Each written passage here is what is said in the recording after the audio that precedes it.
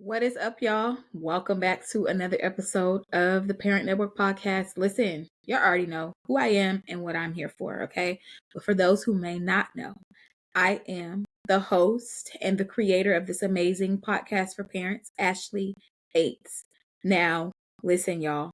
We have been rolling here in our season 2 interviews, and we paused for a station break a few episodes ago for me to just kind of insert my own journey, as many of the women shared about their journey with motherhood and some issues or tensions that they might have had growing up in their childhood with their mother and what that taught them. I felt like it was appropriate for me to share my story that is still ever evolving. And so I'm back with a part 2 of that. And that episode was about no contact. Episode that I am referring to is about going no contact with a parental figure. Now, I want to say this, that when we're talking about like going no contact, that doesn't only mean for a parent. That could be any type of family member that is unhealthy for you.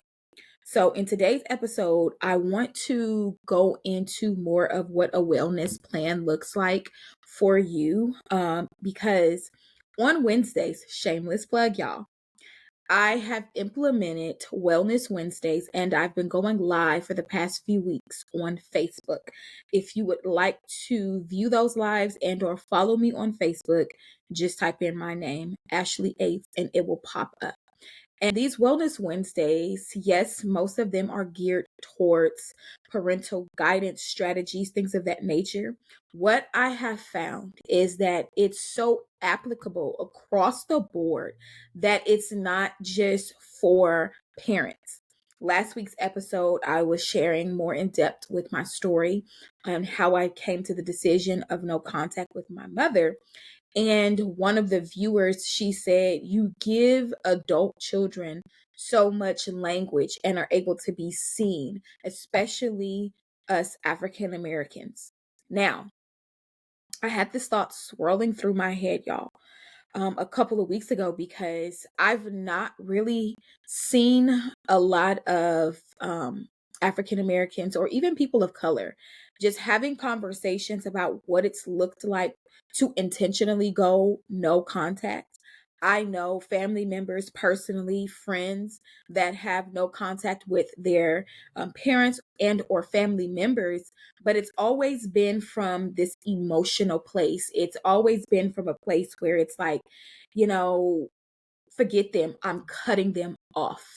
And it wasn't a sober decision. Although it may have been needful, it wasn't truly the best sober decision. And so I always want to share whatever it is that I'm saying and anything that I do, even with my own life, making sure that it is coming from a place of sobriety, because I never want to be emotional in whatever it is that I'm doing. Yes, we are human beings. Yes, we are going to have emotions. Yes, we should be able to name them and feel those emotions. But allowing our emotions to drive our decisions can always almost lead to a place of detriment, especially if the emotion is negative. So I wanted to share that. Also, thank y'all for buying the book. Okay, Grace to Pivot. I have seen some sales coming in from the book. So thank you all for the listeners and those that have been tuning into the Facebook as well and purchasing the book. My book, Grace to Pivot, can be found on Amazon. Y'all go buy it. It's really about my life. It's just part 1. There is another volume that will be released by April of 2024. Woo, because if I put it out there and I say it, that means that I got to put some movement to it, because that's how I work. So be on the lookout though for 2024 for volume 2 of Grace to Pivot. But now we're going to get into the conversation. We're going to get into today's episode.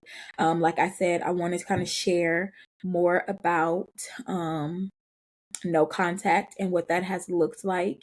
And I want to share also a quote that I've seen on Instagram. Now, I follow the holistic psychologist. She's an amazing, amazing psychologist. I have been following her for quite some time. And she posted something last week, and I was like, oh, we need to get into this. She said, perfectionism is the response of anyone who's had to work to be loved. Now, I felt like that was so pivotal for what this conversation is really going to be about, because when we think about just the aspect of love and nurture and development, all of these things can be traced back to our childhood in some way, shape, or form. Now, hold on, y'all. I'm gonna put a pause in this because we're gonna do another station break too. I am so excited. Number one, welcome to October, y'all. Happy October. Happy fourth quarter, too. Okay. I just had to shout that out, and also shout out the fact that this month I will be hosting my second annual. And I say annual because I guess I did it last year. So I think I can kind of call it an annual this year. Maybe not. I don't care. That's what I'm going to call it. My annual Moms Summit. It will be hosted this year, Lake Arrowhead, with some of the women from Mama's Lounge membership. And I am going to put some clips out there, y'all. So go ahead and follow it on @_ the parent network _ that is where you will be able to see the clips, and I might go live, we'll see. But I just wanted to shout that out because I really never talk too much about what's going on. There's always something going on with me. Just know it, y'all. All right, now back to the conversation. So reading that last week, perfectionism is an act of anyone who's had to work to be loved. I had never thought of it in that way. Now, I have studied about perfectionism. I have taught about perfectionism, and I never really looked at it from the aspect of it being connected to love. Now, as I was saying, when we look at our life, when we look at our developmental stages and what's gone into those, if you are honest with yourself, you are able to kind of pinpoint areas or even moments of your life where you felt like, man, I really could be loved right now. Like, I really need the assurance of love. Because also in my mom's group, right now we're in a series on love. Started it in August, and I've been intentionally taking my time to dig into the facets of love, because number one, love is action. So love is not just a word. Love is not something just said to another person to make them feel good. Because again, understanding our emotions and our feelings, one means this is where I am. Another portion, the feelings portion, means this is how I'm processing where I am. So I'm able to feel this thing instead of suppressing it. And so if you were ever one child or in a family dynamic or even a relational dynamic, and you had to work to be loved, you had to prove that you were worth it, you probably were dealing with some form of perfectionism. And again, when I think about perfectionism, it's like it has to be the right way. And if it's not the right way, a lot of times people attach their self-worth, their self-esteem to what it is that they're trying to achieve, in quotation marks, with this perfect life or this perfect stance. Newsflash, if you didn't know, now you will. Nothing in this life will ever be perfect. Nothing. I was looking at something on Instagram not too long ago, and an audio came up speaking about time and how there's never going to be a perfect time. There's never going to be the right time, that we need to just do whatever it is that we've been saying that we're going to do, because the only part of failure is the part where you never start. That's it. The only part of failure is the only part where you never start. So if we never start our healing process because we're scared to reopen a wound, then we're always going to be stuck in the place of that trauma. It doesn't matter if you're 56, 46, 26, 16 years old. If you experienced any degree of traumatic experience in your life and you've not properly healed from that, you will be stuck, arrested in your development at that place. And I'm not just saying this because it sounds good. I'm saying this because literally, statistically, you can find this. And relationally, you will see this with a lot of people. I would always wonder why, like, certain individuals in my mind, I'm like, this person is, X amount years old. Why are they still acting so childish? Well, that is because they've never grew up. They have not healed or processed or had the conversation or whatever the situation was to get them from that point where they were to where they need to be. And it's a brave thing to heal. I applaud everyone that takes the journey towards wholeness. My spiritual mom says that wholeness is a place of awareness. So we're not arriving to a place of wholeness. It's not a destination that we're trying to get to. The moment we become aware of a situation or a thing, we're now functioning from a holistic place. Because again, I'll always stand by this. The more aware I am of what's going on with me, the more I'm able to break whatever cycle I've seen perpetuated.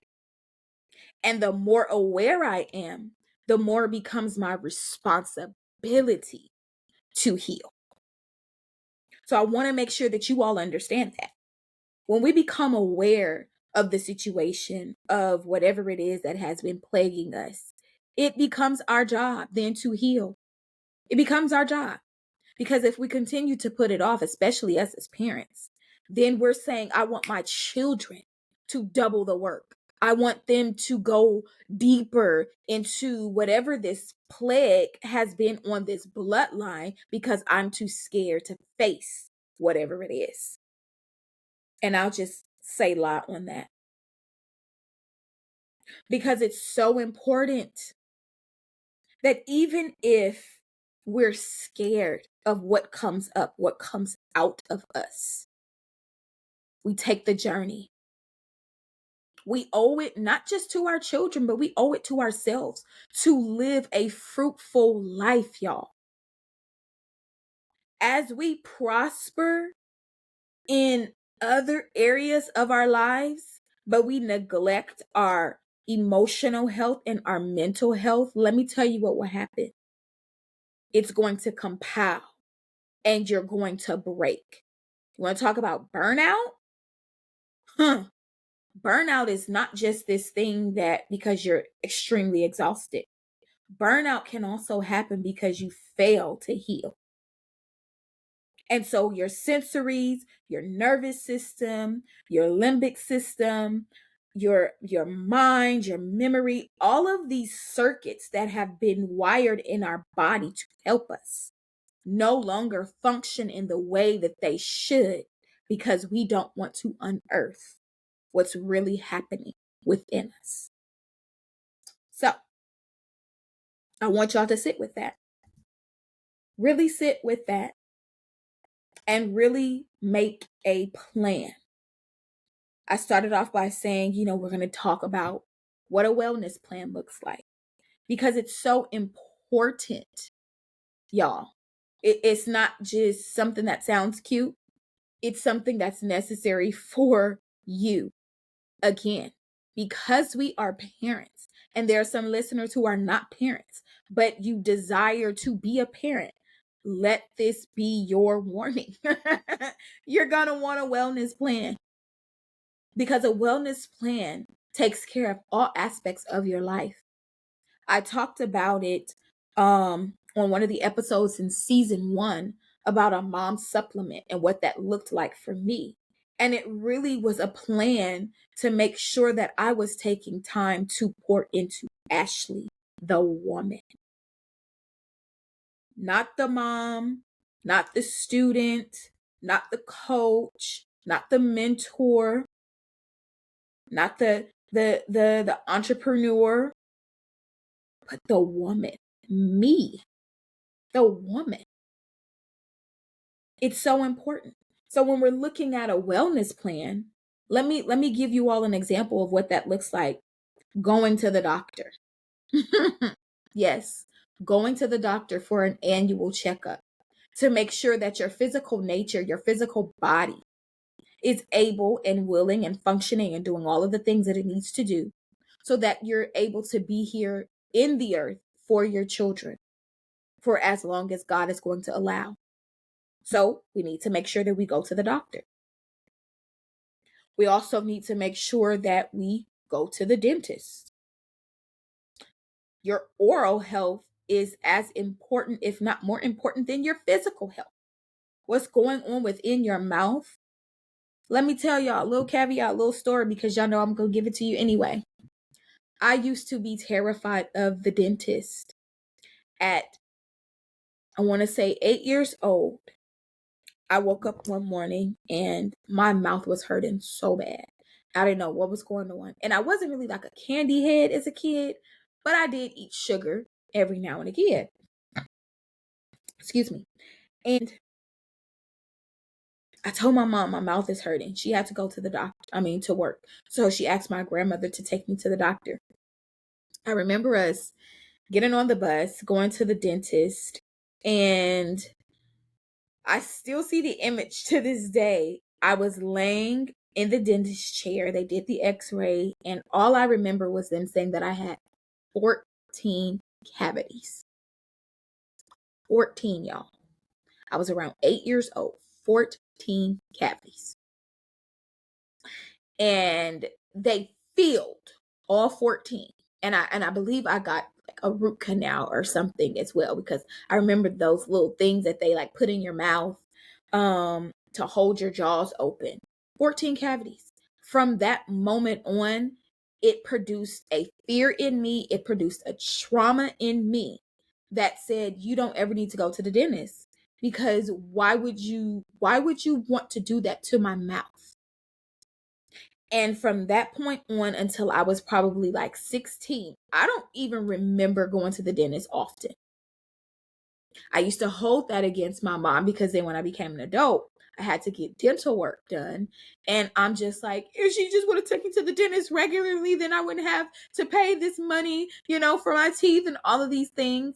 But when I became an adult, after I had my second son, I was like, okay, I have to make sure that my oral health is a part of my wellness regimen.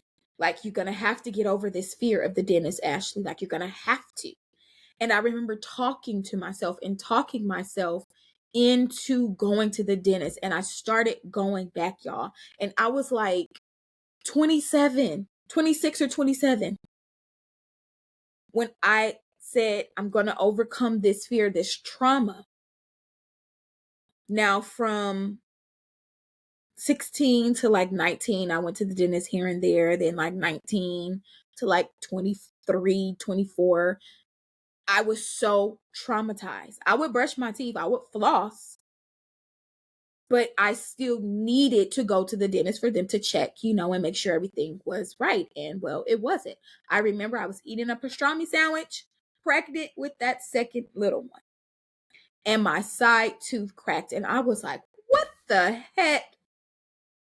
What the heck? How you eating a pastrami? This ain't even hard.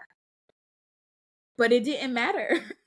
Y'all know how the baby sucks everything from you. I was taking the prenatal vitamins and that wasn't giving me enough whatever I needed, obviously. But it didn't have anything to do with that. I needed to check on my oral health. And so a part of the wellness plan, y'all, is going to the doctor. It's going to the dentist. Now I go to the dentist. I have overcome this fear literally of going to the dentist.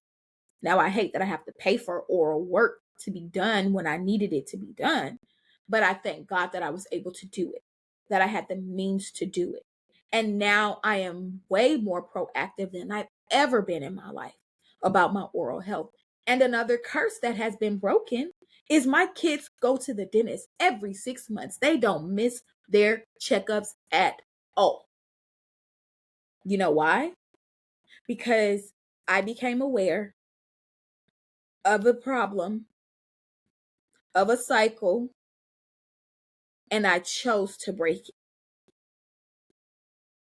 So when we're looking at these patterns, parents, people, when we're looking at these patterns, don't just look at the big thing. And I'll say this all the time, don't just look at the big thing. Check the details, because it's in the details that you will really find that you are breaking cycles. My kids go to the dentist every 6 months and they know it. They used to have this thing where they was like, oh, we're going to see which one of us are not going to have any cavities. For a minute, they were both on a streak with no cavities.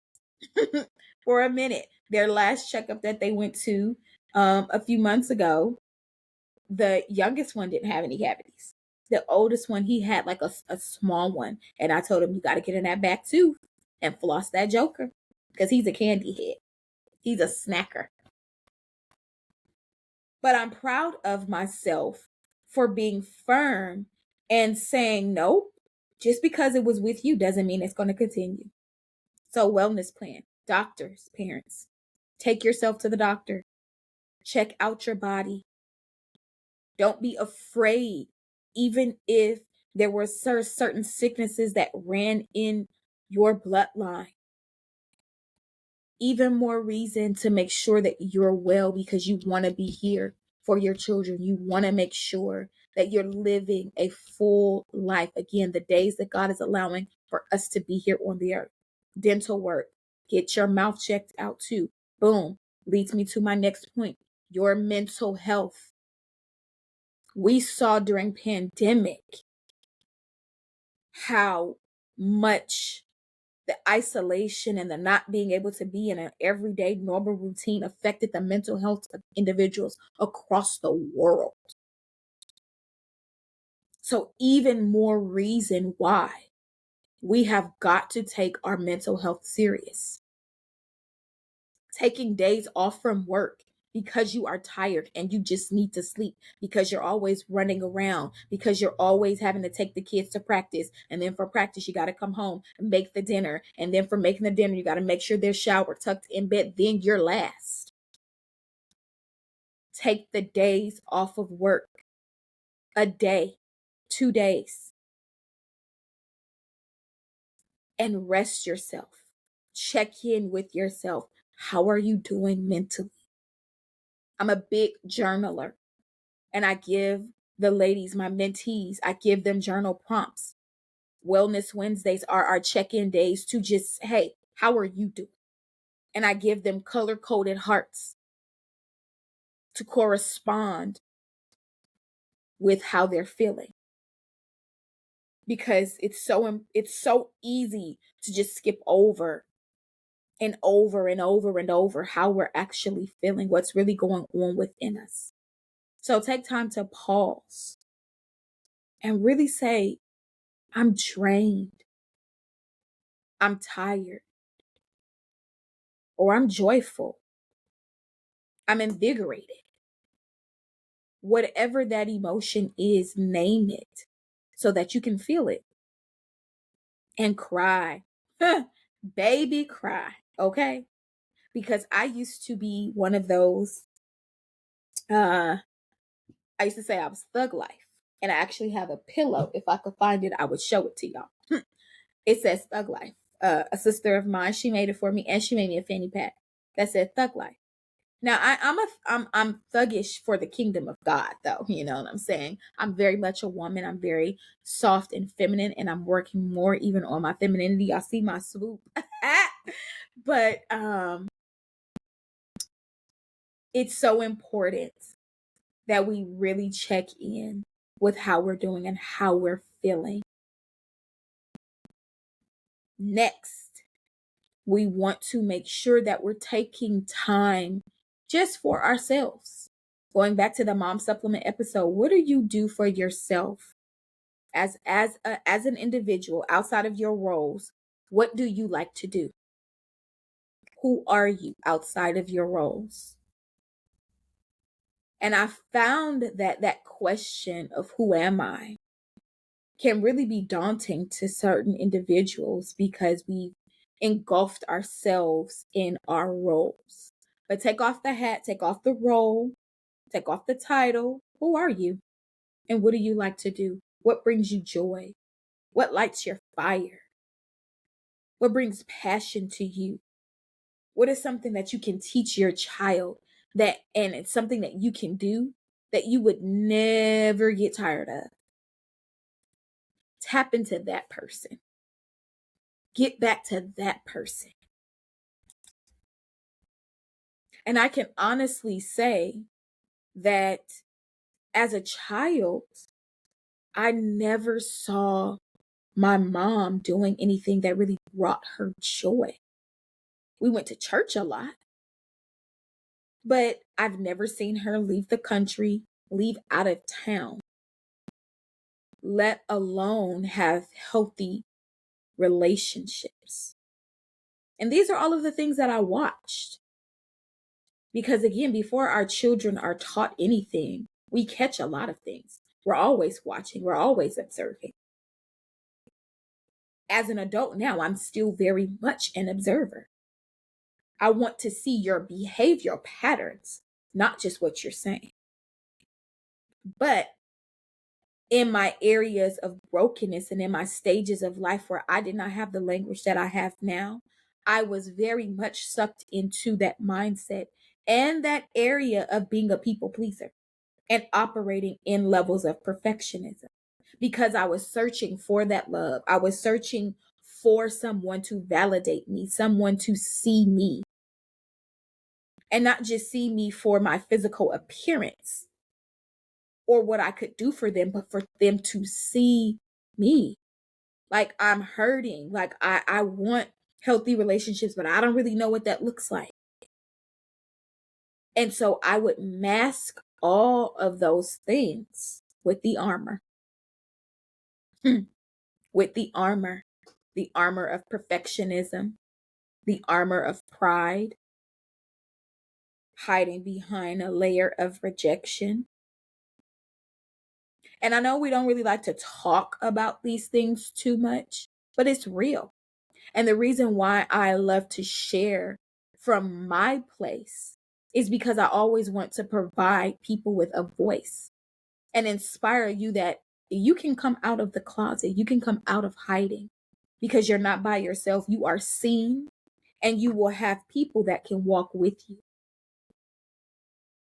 It's so important, y'all, that we know that you know that whoever is listening, the parent network community is literally a resource hub for parents to develop in their emotional and their mental well-being. This is what this space is about. So I'm not sharing my story just to fill up time. I'm sharing because I want you to know always you're seen. And even if I've not experienced what you've experienced, 9 times out of 10, I can empathize with you on some level. And sometimes we negate the power of empathy. We negate the power of just being able to sit with someone and listen to them. Sometimes people don't need you to always share your 2 cents. They just really need you to listen. That can make them feel better. Which goes into the next piece of the wellness plan. Therapy has now become affordable on so many different levels. In this particular episode, I am going to link in the description some sites for therapy that you can connect with.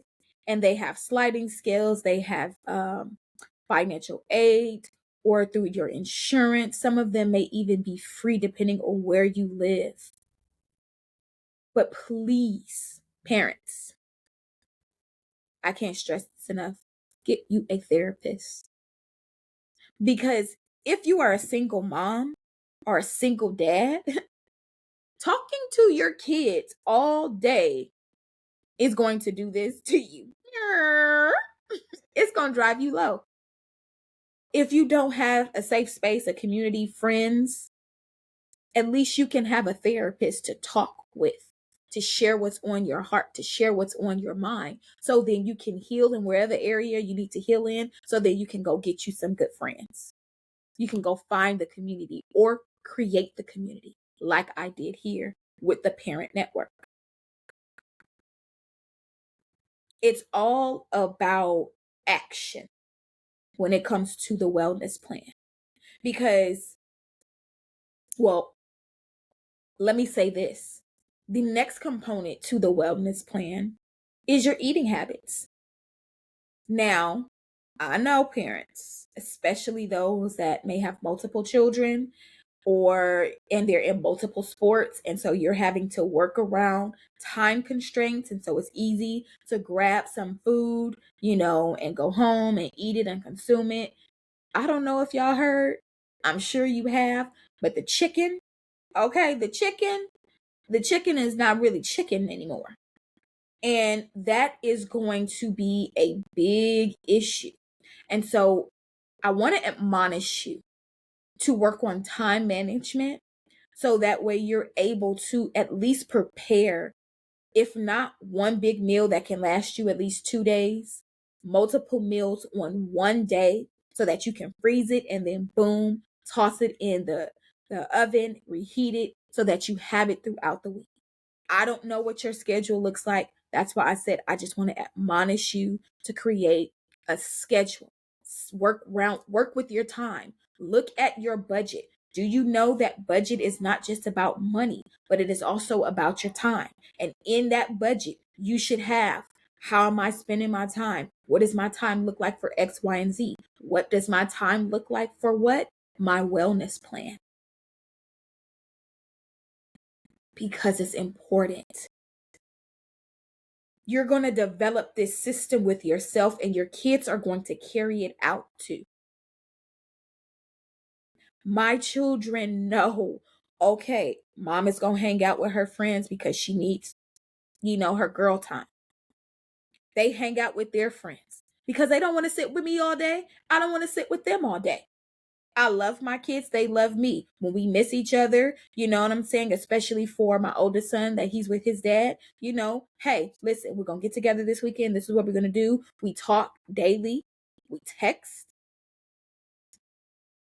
But it's okay to have a break from your children.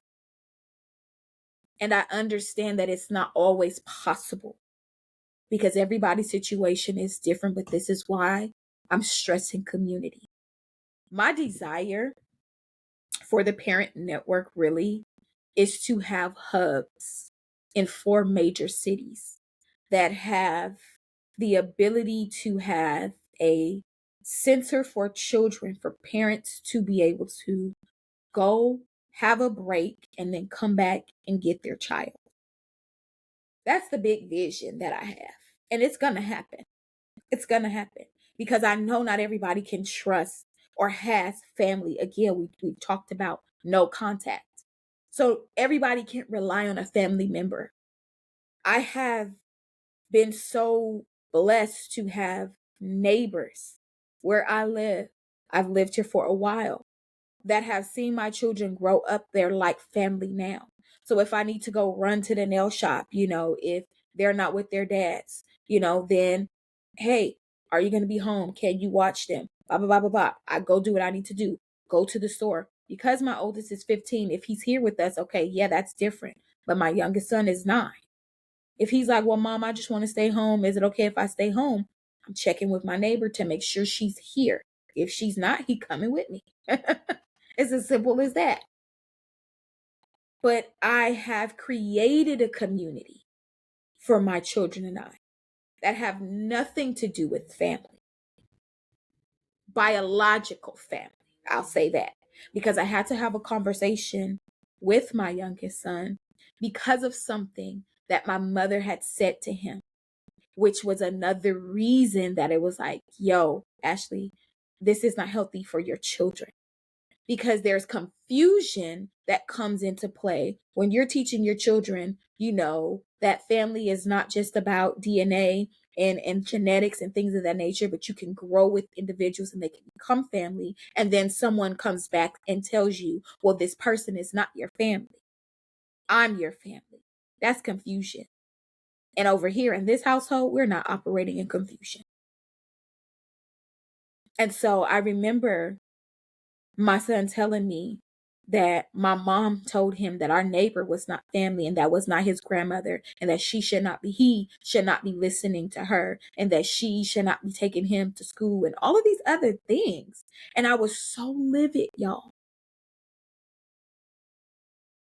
But I realized that she didn't understand what family outside of the context of a biological family looked like. And so here it is again at another crossroad, where it's breaking another generational curse and giving language to my son so that he's not operating in confusion and that he's clear. Because he's always, since he's been 4 years old, talked about being a father and a husband. So that seed is already in him. And I won't allow anyone to snatch it out of him and make him feel like a family dynamic has to look a certain way. So, wellness plan, y'all.